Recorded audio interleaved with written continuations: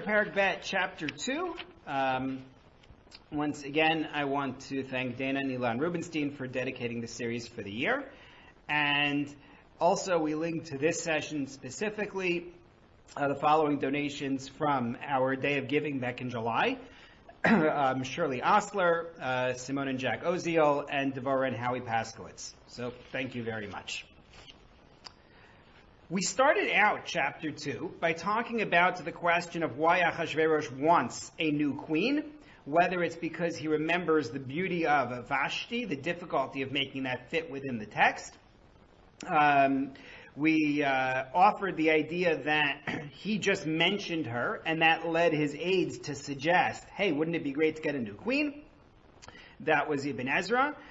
We floated the idea from the Shlal David, Rabbi David Zinsheim, that it was that he remembered that she was killed unjustly, and we showed how that could fit the text. And lastly, we suggested this is all part of the satire.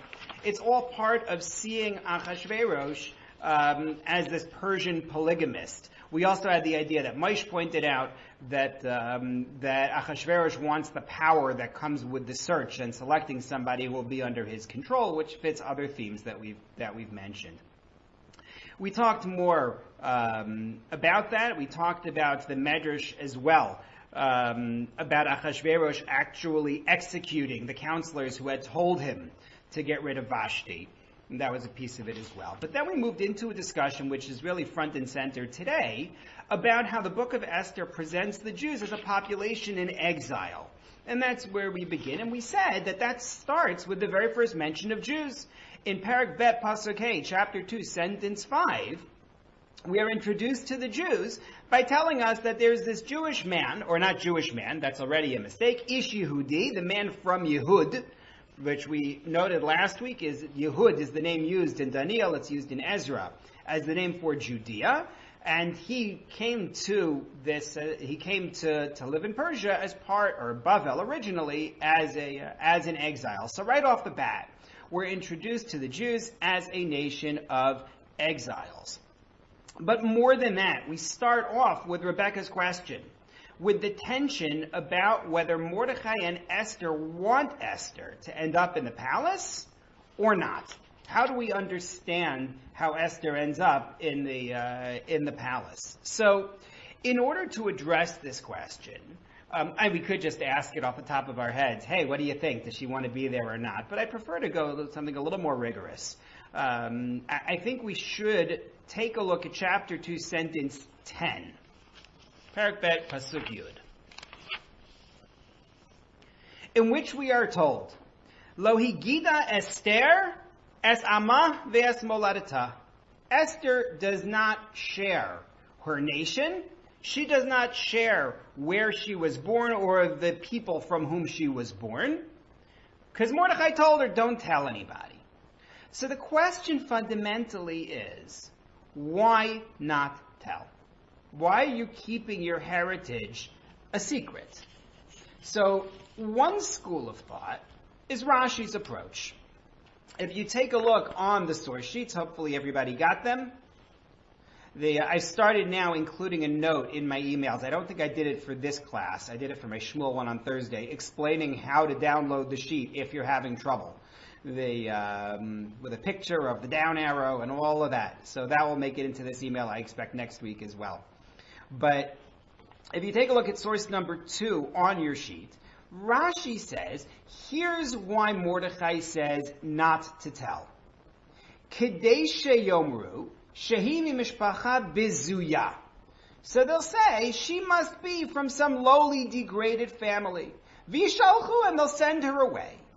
In other words, Esther wants to get out of the palace. So the easiest way to do that is have them think that she is unacceptable. That's the way we should do it. She is she's a persona non grata. We don't want her having anything to do with the king, and send her away. Tell them she tested positive for COVID. Something like that. That's the way to get. I'm sorry?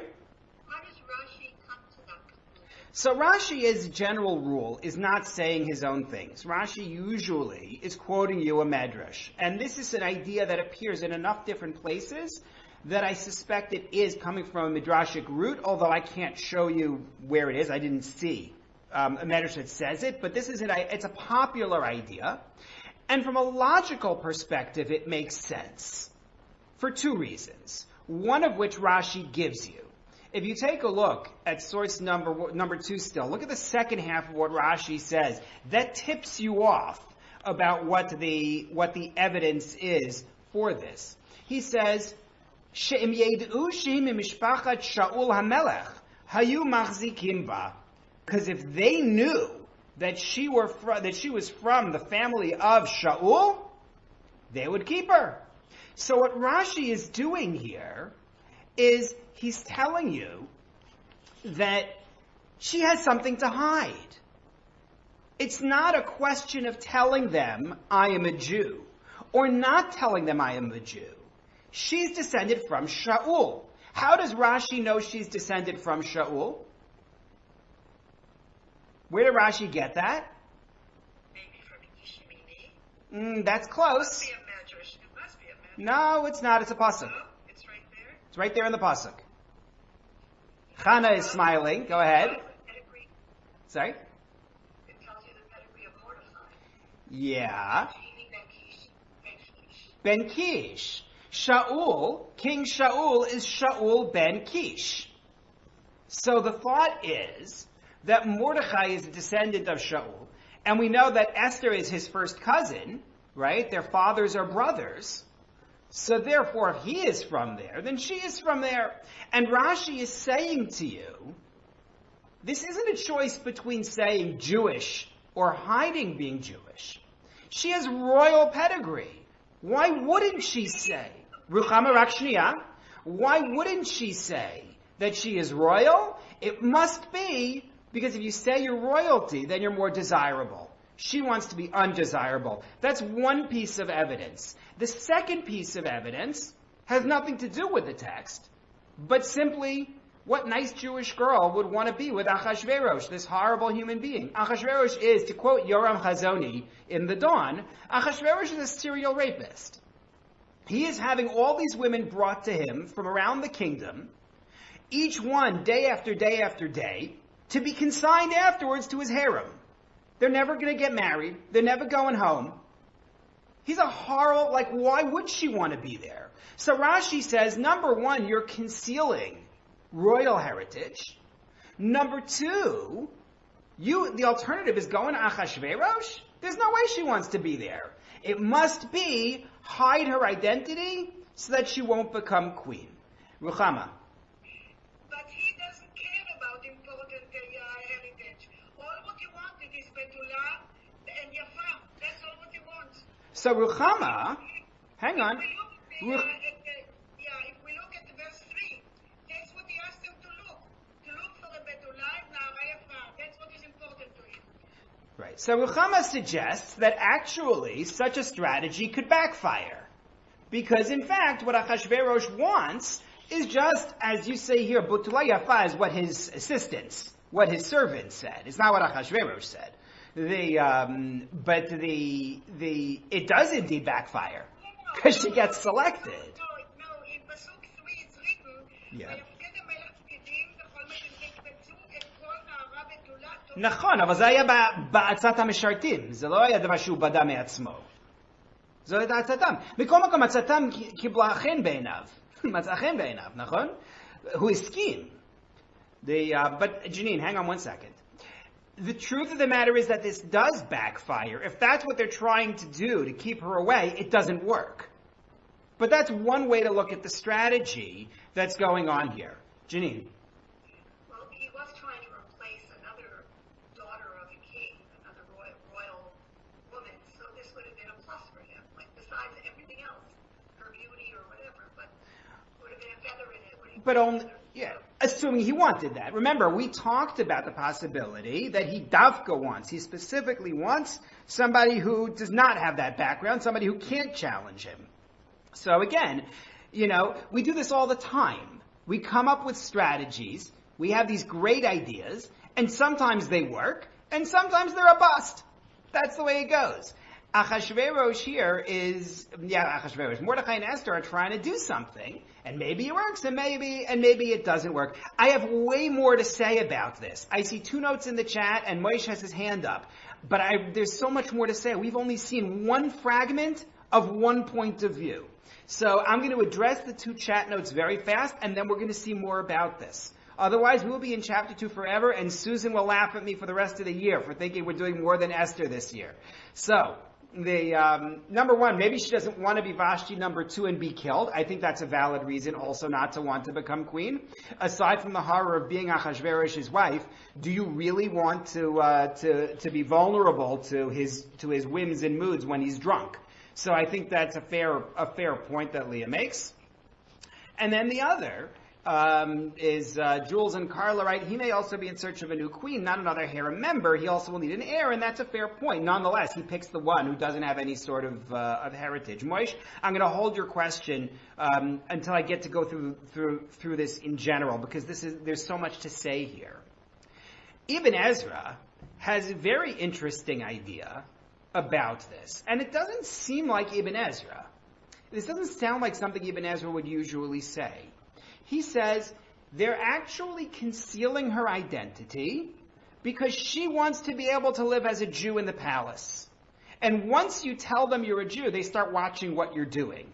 And they recognize that you're doing it as part of your Judaism, and that's not going to be acceptable to them. Where he gets this from is very unclear to me. It's certainly not straight text. But take a look at source number 3. He says, Yesh omrim ki Mordechai lo asa nechona. Some say that what Mordechai did was actually incorrect.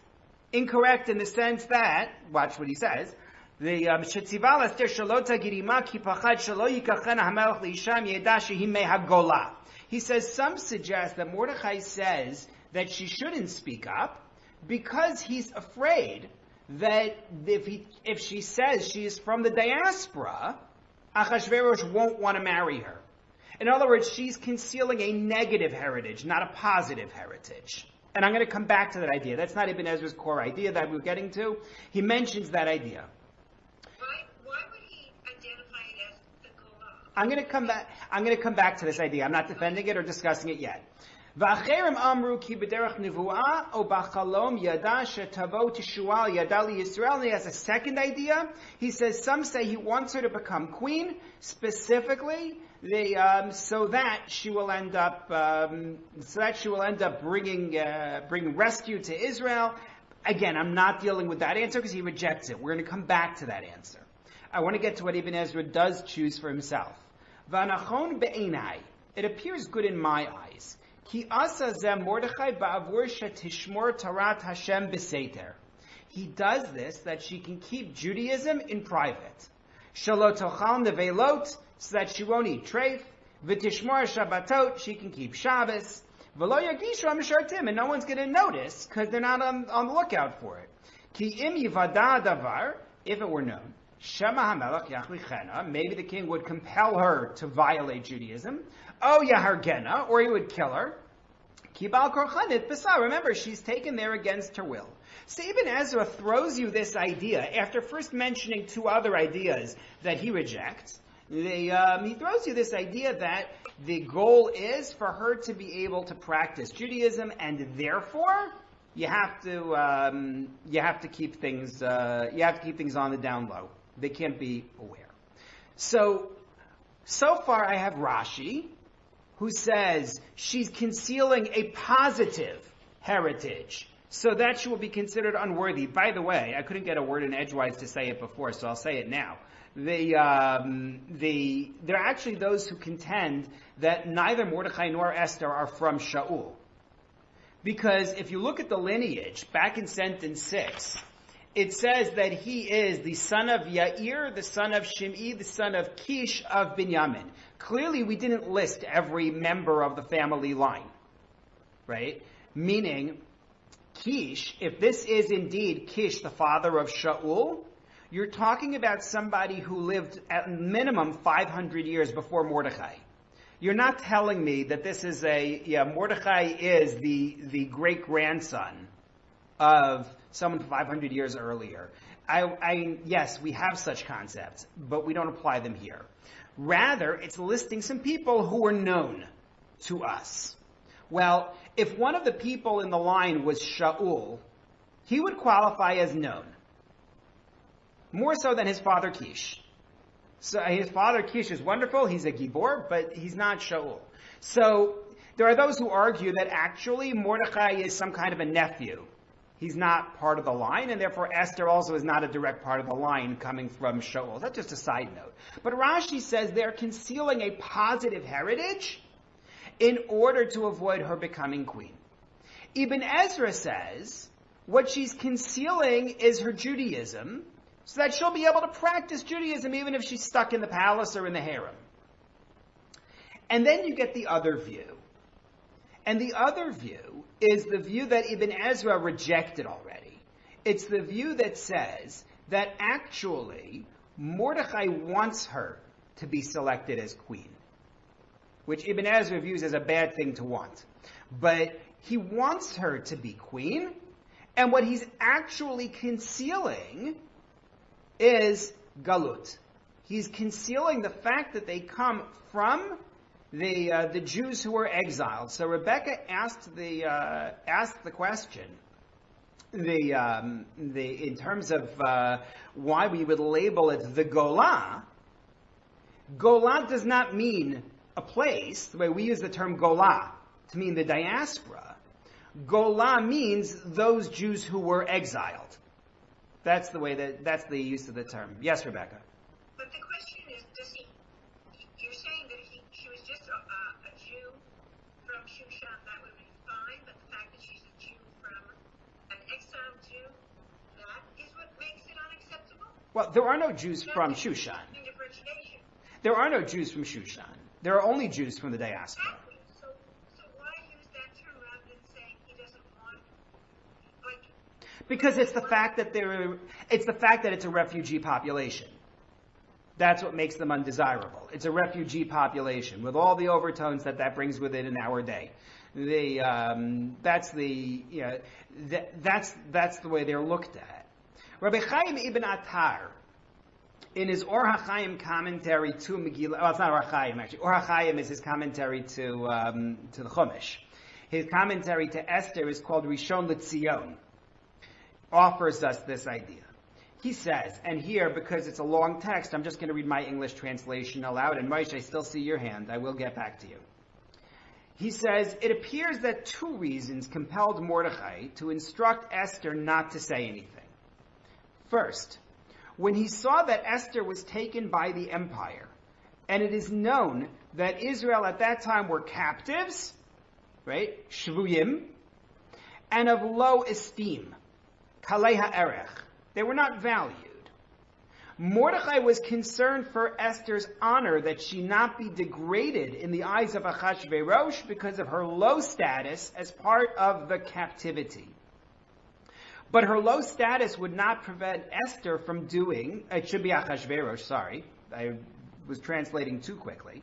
It would not have prevented Achashverosh from doing as he lusted with her due to her beauty, meaning Achashverosh is still going to take her, but he wouldn't marry her because of the low status of her nation. And he quotes you a passage in the Gemara that talks about what you can assume happens when people take captives.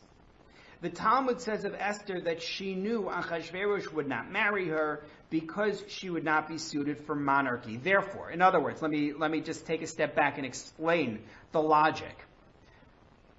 Rabbi Chaim ibn Attar is arguing that Achashverosh is taking her in terms of using her either way.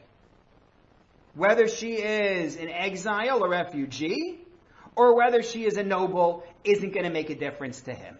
As Ruchama said before, Narod betulot tovot mareh.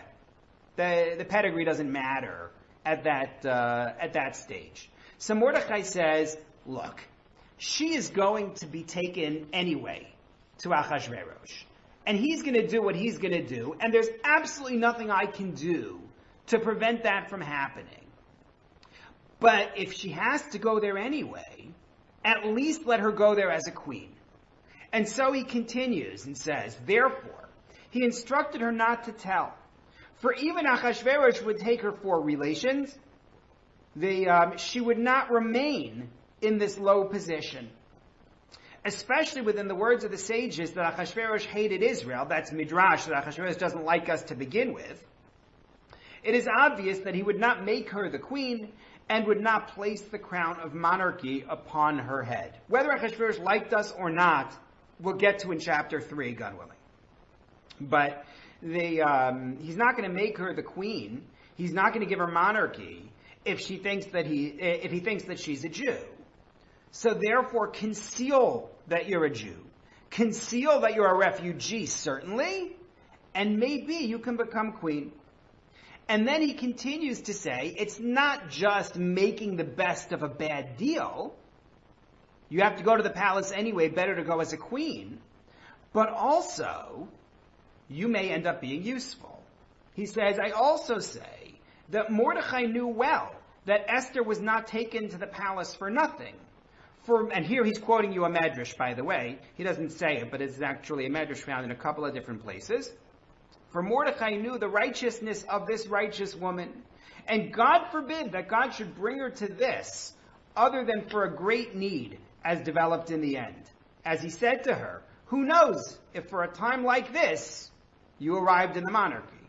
Therefore he strategized, telling her not to tell for that reason. So that Mordechai wants her to conceal it, figuring, number one, this way she avoids being just a woman in the harem, and number two, she'll be in a position to help us. So he says, don't tell your negative heritage. And then finally, and then I see some hands, he says, second, Mordechai wished to hide his relationship with Esther so that he would know what was done with her. Meaning, he doesn't want them to know that she is related to him, because if that happens, they conceal information from family. So this way, he's figuring, I can pick up whatever news I can, rumors, whatever, outside of where the women are being held. Okay, so to sum up what we've said, Rashi says you're hiding good heritage in order to avoid getting picked. Ibn Ezra says, you're hiding your identity as a Jew to enable you to practice Judaism, and as Toby notes in the chat, you may have to do that for a very long time. That seems a little difficult. And Rabbi Chaim ibn Attar, as well as the first view quoted in Ibn Ezra, says no.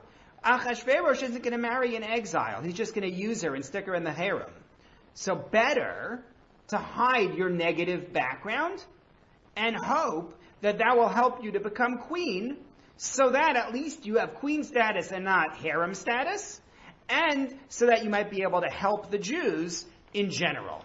Those are the two benefits that Rabbi Chaim ibn Attar identifies here. Moshe, you waited for a very long time.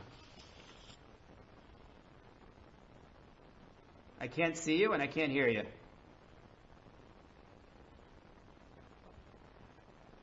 Don't know. Okay, next. There were a few others. Susan.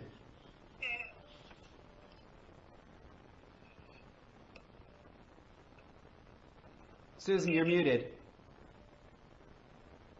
In my explanation, it talks about Mordechai's heritage, and I don't understand one thing of what it says. May I ask you about it? I guess. Okay, one says, this is another explanation, is that the families vied with one another. The family of Judah contended that they were responsible. So that's on the Judah versus Benjamin issue. I'm going to leave that out because that takes us too far afield. The other one is that Mordechai had done something really bad, and they blamed the tribe of Judah, the tribe of Right. Again, I'm really sticking away from that. We discussed a little bit last week about how to resolve Ish Yehudi versus Ish Yemini. But like I said when we started the series, we can't touch on every point within this, or we will literally never get anywhere. The Megillah has so many things to talk about. So yeah, if you want to email me about it, I'll be glad to clarify by email. I just don't want to use the time right now in the middle. Moshe has his hand back up. So Moshe, you ready for us? I hope so. Yep, I'm ready. Okay, I'm going to try and give you an entirely different perspective of what's going on. First of all, you have to think of Sefer as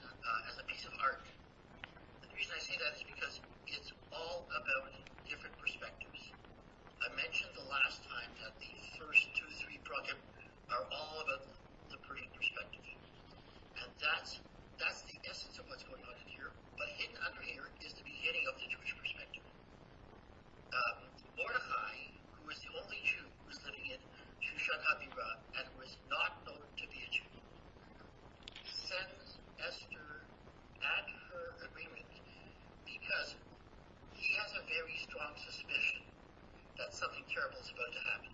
And Esther agrees. And just bear with me, it's not going to be long. Rebecca just nailed the coffin for me. That's why it says Hagolah. They weren't refugees. They were survivors. It's like my father-in-law said, it's going to happen here again. They had a complete sensitivity to what was going on, and now you see how important that is. It doesn't say Yashav. Yosef, he was sitting there all the time. He was listening to all the anti-Semitism that was going on in Shushan Abira, and he said to himself, we got to do something to stop this. And whether she's going to become the queen or in the harem, which was not as bad as you might think. There were a lot of benefits in that, real benefits. It would be one off or all off. It would just make God's work that much quicker. That's the story. And that's why a lot of Chazal can't go along with that. How do you put a Jewish woman in such a situation? Nevertheless, when you're just, they say that Mordechai was part of the Untitled or he was a Navi. He was Moshe. the door. Okay, I'm done. Thanks. So Moshe is agreeing with Reb Chaim ibn Attar, effectively, and saying that he saw there being a function to this. He's adding in the bit about coming from the exile and being sensitive to this, which is entirely possible, and it will fit with some of the other things that we're going to talk about. But whatever way we read the motivation here, fundamentally, and this is the point that I wanted to highlight out of this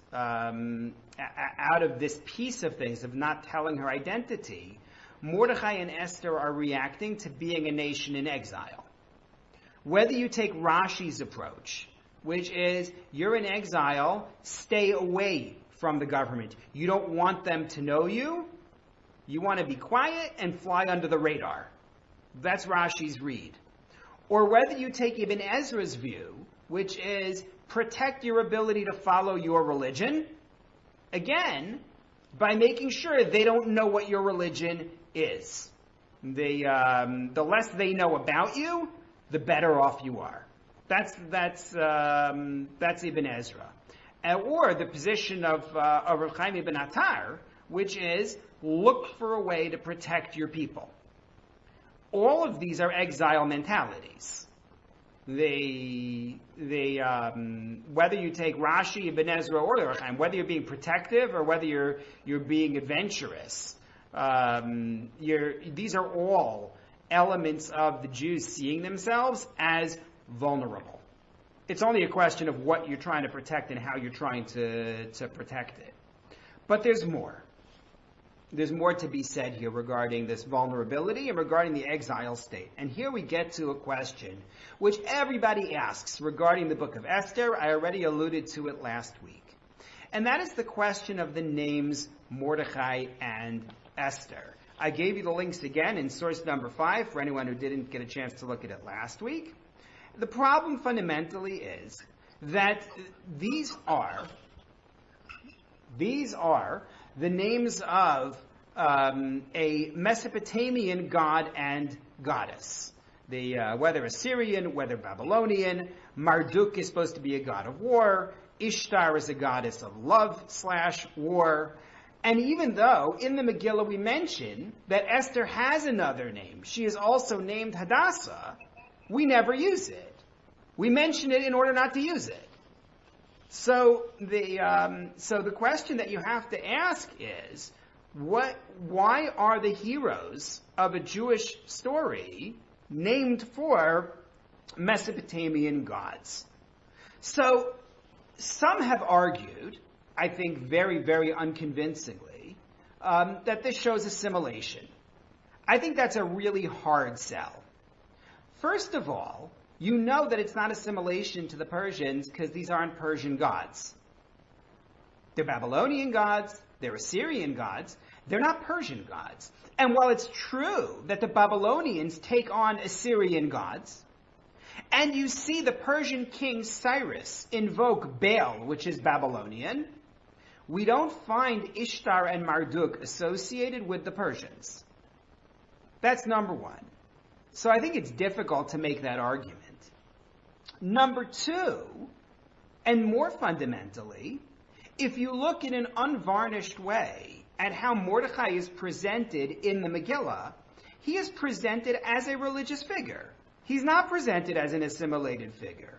Certainly that's why our sages believe that we're supposed to look at Mordechai. If you take a look at source number 6, I gave you an important reference to a pasuk in Ezra. Take a look, please, at Ezra chapter 2, sentence 2. If you're using a Tanakh to look at Esther, you just want to keep on going in the Tanakh towards the end until you get to the book of Ezra and then stop. Chapter 2, sentence 2. This is from a census of the Jews who return in the initial wave to Israel under the Persians with Zerubbabel.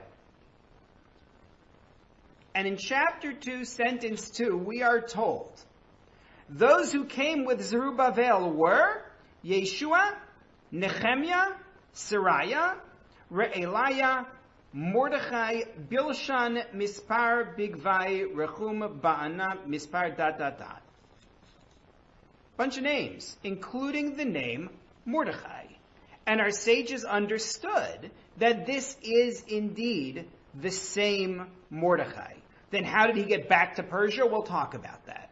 We have to address that question. But take a look at source number 7, where the Talmud makes hay out of this idea. It asks the question of how Mordechai knew about the plot of Bigtan and Teresh against Achashverosh. They read that verse that we just read in Ezra as referring not to Mordechai, but to Mordechai Bilshan. And they take the word Bilshan and say, that's a really interesting word. Anybody know what a Balshan is in Hebrew? Nachon. Oh. Storyteller, isn't it? So, not necessarily. It can be from Lashon, or it can be from Livlosh. Livlosh, to be bolesh, is to investigate. A Balshan, as I understand it, is a detective. So they read this Mordechai Bilshan. Sorry, Chana? Just a linguist. Yeah. Correct. Either from Lashon, a linguist, or from Livlosh, as somebody who seeks and investigates. But either way they say it's actually an adjective describing Mordechai. Because the Sanhedrin, the high court, and Mordechai as somebody who's walking with Zerubbabel would have to be somebody of quite a great stature. So the Sanhedrin has to be able to hear people testify in any language and understand what they're saying. So they say that's what Mordechai does. And therefore, as I brought you from the Gemara and Megillah in source number 7, Mordechai was able to understand the special speech of Bigtan and Teresh, and that's how he knew about their plot. They spoke and didn't realize that they could be overheard. So that's number 1, that in general, we understood him to be this high spiritual religious figure. He's on the Sanhedrin. But there's more evidence of who Mordechai is. There was a 19th century maskil by the name of Yitzchak Shmuel Reggio who argued that Mordechai was not knowledgeable of Torah. And I even saw that the website alatorah.org claims that Rabbi Yaakov Meidan argued that Mordechai starts out in the Megillah not observant and that he grows into it. But it doesn't fit.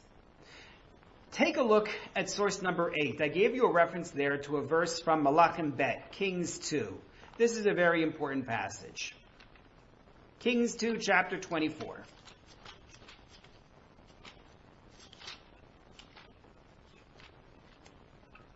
It's the end of Kings 2. This is describing Babylonian conquest, and specifically the exile that Mordechai is associated with. So it's chapter 24, sentences 11 to 15. In comes Nebuchadnezzar, king of Babylon. He lays siege to Jerusalem. Yehoiachin, the king of Judea, comes out to him along with his mother, along with his servants, along with his nobles, and the king of Babel takes him, Nebuchadnezzar takes him into exile. It's the 8th year of his reign. And he takes all the stores, and he takes all the gold implements that Shlomo had made, and he exiles them. And specifically, who does he exile?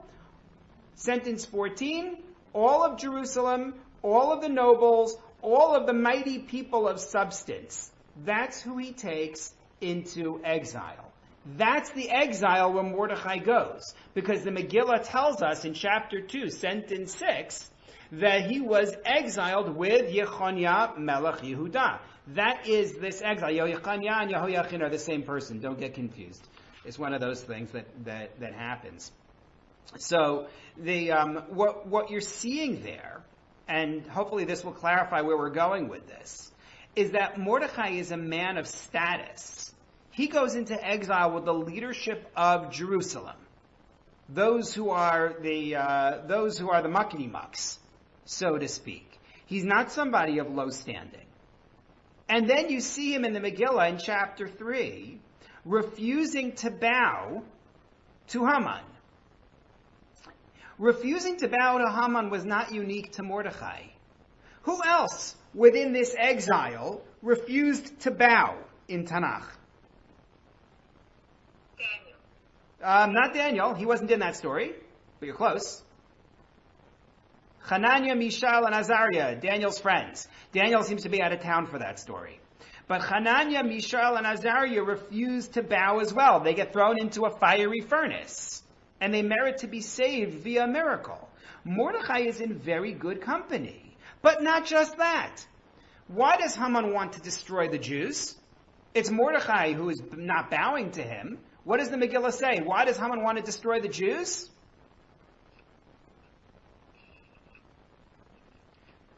Because Mordechai told them, Asher hu Yehudi.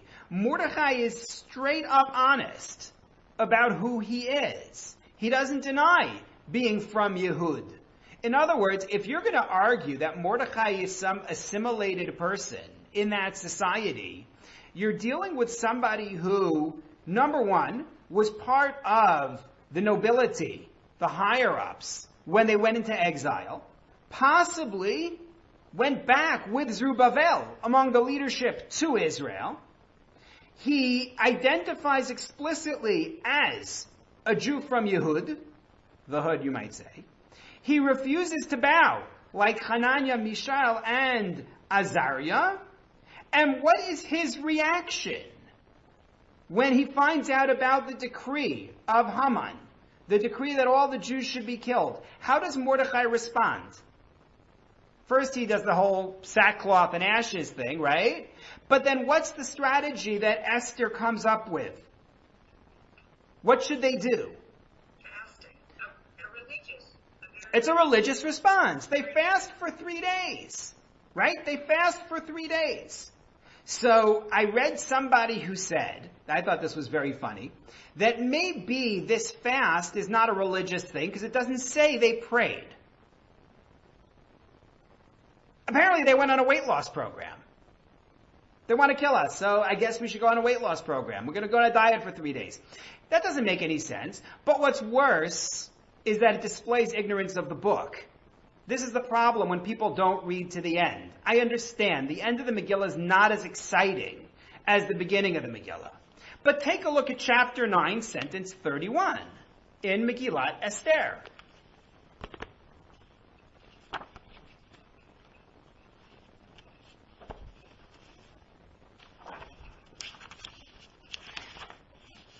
Talks about the Purim celebration. L'kayem es yemei Purim ha'ele, to uphold these days of Purim bismanehem, in their times. Kasher kiyam alehem Mordechai Yehudi v'Esther Malka, as Mordechai and Esther established them, divrei hatzomot v'za'akatam. The days of their fasting and their pleading, their crying out. In other words, they did pray. You just have to read the rest of the Megillah. So I think it's extremely difficult to read Mordechai as somebody who was assimilated in order to explain why he has the name of a Babylonian god. I have a problem with the name, but that's not the resolution. It just is inconsistent with the book. Parenthetically, Carla asks in the chat, wouldn't that make Mordechai exceedingly old if he's really from that original exile? So we actually talked about that in the, I think in the introductory class. We dealt with the timelines. I'd ask you to go back to the recording, but basically we floated a couple of ideas. One possibility is that he's a descendant of. He's not himself one of those who actually went into the exile. But go back to the recording there. We did talk that through. So, okay. Why do they have names then of Babylonian gods? What is this? How do we understand that? Carla, you can't write things like that because then you jump the gun on me. I'm getting to it. So our sages are bothered by this point. They're very bothered by these names because Mordechai and Esther are religious figures. So you get this Gemara in Chulin, which I thought I brought you on the sheet, but I see that I did not. I thought I had. It's in Chulin Lametes Lamed Beis 39b. Oh, you know what I did? I brought you the Gemara in Megillah, which is parallel to the one in Chulin. That's why. Take a look at source number 9. The Gemara here is commenting on a pasuk in Yeshaya, a verse in Isaiah. Tachas hana'atzutz ya'aleh v'rosh v'sachas hasirpad ya'aleh hadas. It's a prediction. In the future, instead of thorns, a cypress will ascend. In place of nettles, a myrtle will ascend. And the part that's relevant for us is, in place of thorns means in place of Haman, the thorn. And what will come up in his place is a cypress. Cypress, in Hebrew, is Borosh. So what? How is the Borosh a reference to Mordechai? Because Mordechai is called Rosh. How is Mordechai called Rosh? Because the name Mordechai can be read as a compound of Maradachya, or Meredechi, as it's rendered here in the Gemara. Meredechi can be a statement of, or can be a term meaning the master of this, Meredechi, or Maradachya is that it is bitter and pure. However you read it, it is the Aramaic for a spice in the incense called Morderor. You're going to get confused here. Susan, your hands are on your head, and I can tell you that they will be for a little bit. But don't worry, in the end it'll make sense. What this Gemara in source number 9 is saying is that the name Mordechai is actually the Aramaic of a spice called Morderor that's used in the incense. And the spices are called Besamim Rosh, and that's like Birosh. I'm not going into all the language here. It's not the point. The point that is relevant here, and what they're doing, what the Gemara is doing, is it's trying to Hebraicize or Judaize Mordechai's name. It's not Marduk. It's Maradachya. It's not a Babylonian or Assyrian god. It's actually a beautiful spice that's part of the incense. It's a way to reconcile the problem, but it's a little bit of a reach. I mean, if you don't do the whole Barosh thing, it's less of a reach. Just say, Mordechai is Maradachya, which makes sense because they spoke Aramaic. It's Aramaic for this spice. And you want to name your kid for a spice, especially a spice that's in the Ketoret. But I think the answer is much more simple, and Carla said the same thing as I did in the chat, so that gives me some chizuk here. I can really feel like what I'm saying makes sense, because Carla said it too. Which is, the Babylonians renamed the Jewish exiles with names that related to their religion. Take a look on your sheet at source number 10, and you will see a reference that I gave you there to the book of Daniel. So if you're, again, using your Tanakh to look at Esther, just go a little bit ahead.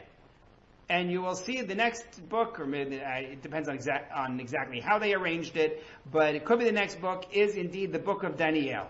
And in chapter 1, sentence 7, you read about Daniel, Hananiah, Mishael, and Azariah, who are taken into exile by Nebuchadnezzar, just like Mordechai was taken into exile by Nebuchadnezzar.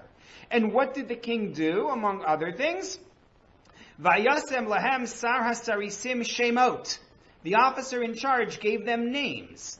Vayasem leDaniel Belteshazzar. He gave Daniel the name Belteshazzar. And Hananiah became Shadrach. And Mishael became Meshach. And Azariah became Abed-Nego. But those aren't just any names. Those are specific names. They're not random. It's not just like, hey, let's take a jumble of syllables. These names have meaning. We don't know exactly for all of them. Shadrach, for example, has a lot of debate. But Belshazzar, we know exactly what it refers to. Baal is a Babylonian god. Shatzar is to protect. Baal the protector. Aved Nego, servant of Nego. Nego or Nebo was a Babylonian god. Shadrach and Meshach are harder to work with. But these were references to the Babylonian gods. Now, what's the common denominator between the names Daniel, Hananiah, Mishael, and Azariah? What's the common denominator between all of them? They have God's name, the Jewish God's name. Their names have Daniel, Hananiah, Mishael, Azariah. So the Babylonians say, we are going to take these Jewish names that have their God as part of them, and we are going to convert them to names that have our deities in them. And I think that's what happens to Mordechai and to Esther. They had some original name. Mordechai's name is lost to us. I have no idea what it was. With Esther, we actually get her other name of Hadassah. But they've been given the names Marduk and Ishtar, and that's what they go by. To me, that's simple pshat in this. And once again, it highlights our theme, the Jews as an exile population. We have a lot of evidence building up the Jews as exiles now. So let me see if I can just make what we've said clear, because I rushed a little bit with this because I wanted to make sure we would get all of this in and not have it bleed from one session into the next. So let's see what we have here. Number one, we are introduced as exiles. Mordechai is, from the beginning, a man from Yehud. Yehud being Judea. Mordechai and Esther hide her lineage. And the motivation of hiding that lineage is an exile motivation. Either keep yourself away from all of those people, keep yourself away from the government. As the Mishnah in Pirkei Avos says, Al titvada larashut, don't make yourself known to the government. Or, Ibn Ezra, the less they know about you, the better. Don't tell them who you are, and maybe you can get away with observing your Judaism. Or Rav Chaim ibn Attar, and the first idea presented in Ibn Ezra, which is, we need to find an advantage. Maybe, as Moshe suggested, they're really sensitive because they are refugees, and they know that things aren't going to be good for the Jews there, and they're looking for some position, some way to have some kind of power. However you read it, this is a vulnerable population doing its best to survive.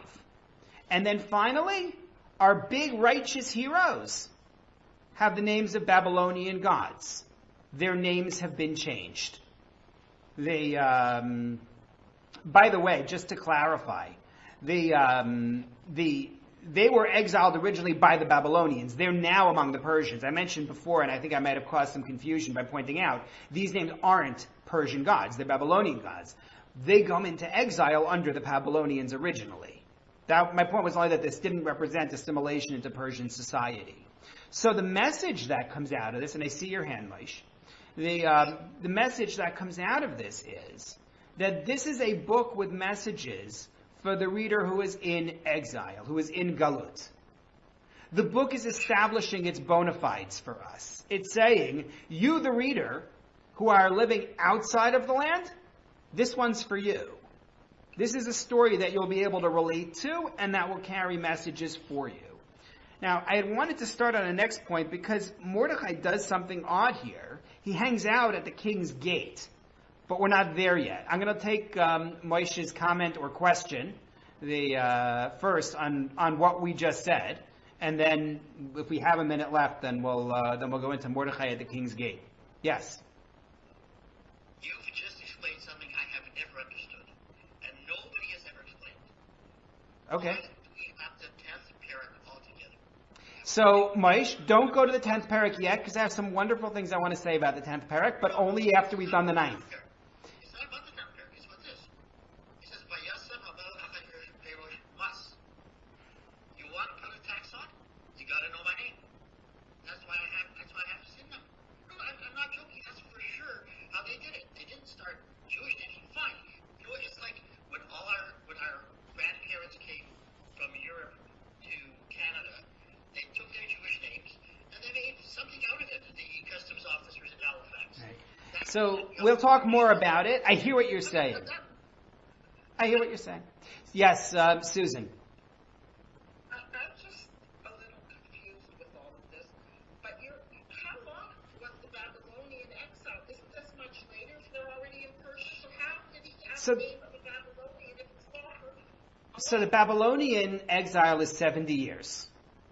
That's the period that we're taught as the Babylonian exile. Unclear, as we've noted earlier, unclear when exactly it starts, and whether Mordechai is exiled at the start of it, or before it, or after it, the 70 years have already begun. That depends on how we understand the calculation of the 70 years. But it's a 70-year exile.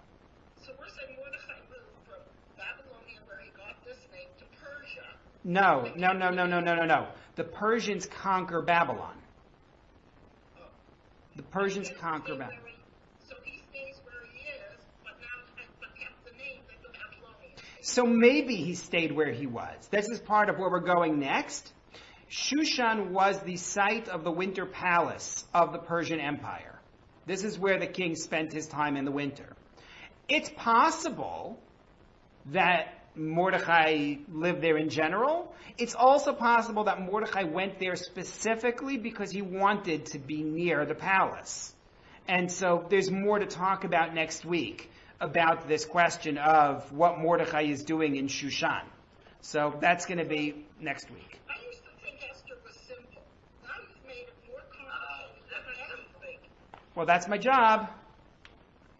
So, what we're accomplishing here and hopefully understanding is the role of the book as an introduction to life in Galut, as an introduction to life in exile. That's what we're seeing here, and it's established very clearly before Haman ever shows up on the scene. So I'm just going to take a moment to introduce where we're going next with this, and we'll pick up with it next week. Mordechai spends almost the entire book in one place. And that is what we just mentioned. The Sha'ar HaMelech, the King's Gate. If you take a look at source number 11, right, where I wrote GPS, this is our location service for Mordechai. So the first reference there, chapter 2, sentence 11, is when Mordechai is at Chatzar Beit Hanashim. He's at the yard where the area where the women are kept. He was keeping tabs on Esther's situation. In each of the other references, twice in chapter 2, once in chapter 4, once in chapter 5, and once in chapter 6, he is at Sha'ar HaMelech, the King's Gate.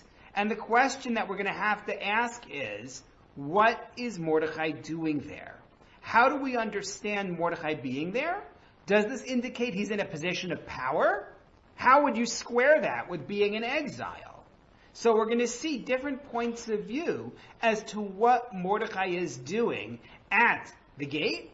And then the last thing that I'm going to want to deal with in chapter 2 is the classic medrash about Esther eating seeds in the palace, and where that comes from, and why that's so interesting, besides the fact that it's the source of our practice of eating hamantashen. No, just a second.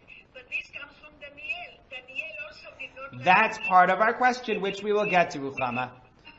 That's part of our question, is the fact that in Tanakh, it looks like it's Daniel doing it and not Esther. And that's part of why I want to discuss that and ask that question. If you want to jump the gun properly, you should take a look at source number 19, because that, I think, will help you to really jump the gun. But otherwise, we can see it next week. So looking forward, I just want to note, I think there are some people who are here who actually are not getting the emails. I see at least one name, if not more, that are not on the email list. So please make sure to email Rebecca to be able to... Oh, okay. Oh, okay, good. Because I want to make sure that people get the source sheets. Without it, it's hard. Which is your